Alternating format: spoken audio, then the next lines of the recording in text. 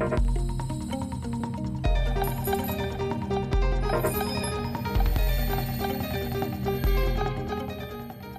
Federer, bonjour. Bonsoir. Bienvenue dans Excusez-nous, l'interview de mauvaise langue. Tout d'abord, vous me disiez avant l'interview que vous souhaitiez participer à l'émission Top Chef. La cuisine, c'est donc votre truc, ça vous branche? Oui, pour moi, c'est très important. Alors du coup, petit test, si je vous donne du paprika, des orties, des pommes de terre, du fromage et de la confiture de fraises, voilà, qu'est-ce que vous me faites avec ça?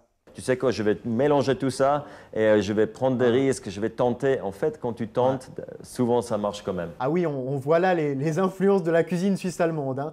Roger Federer, je sais que vous ne commentez pas beaucoup l'actualité, mais lundi, c'était la journée mondiale de la masturbation. Un commentaire? Oui, moi je pense que c'est très important de se faire plaisir. Et pour vous, le plaisir, c'est aussi avec Mirka, hein, dès le début c'était l'amour fou.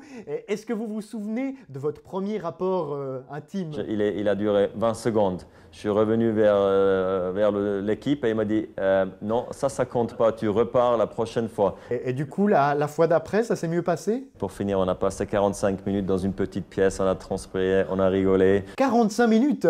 Ah ouais, même au lit, vous êtes le meilleur. J'imagine que vous avez des techniques à nous montrer. Ouais, non, je ne vais pas maintenant à la télé. Oui, j'imagine bien que vous n'allez pas vous mettre tout nu devant la caméra, hein. C'est quand même quelque chose qui est devenu assez énorme maintenant. Et puis j'imagine que maintenant que vous êtes un peu plus âgé, ça demande un petit peu plus de récupération. Et un corps plus vieux, il a besoin de plus de temps. Et un corps nuageux aussi.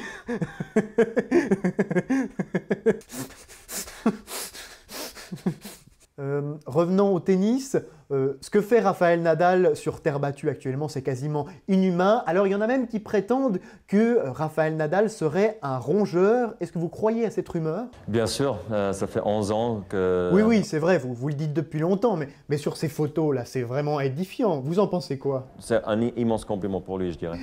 Si Rafael Nadal allait construire des barrages dans la forêt au lieu de vous piquer la place de numéro 1 mondial, ça vous arrangerait, hein? Oui, c'est vrai. Vous riez souvent aussi, hein? Est-ce que vous diriez que ça vous fait avancer dans la vie? Oui, c'est très important de l'avoir en fait, cette fraîcheur, parce que souvent avec l'âge, on devient un peu statistique. Devenir statistique?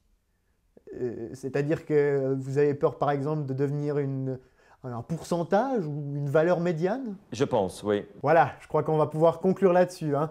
Roger Federer, on vous souhaite vraiment un plein succès pour cette année 2018 et merci beaucoup pour cet entretien. Merci à vous.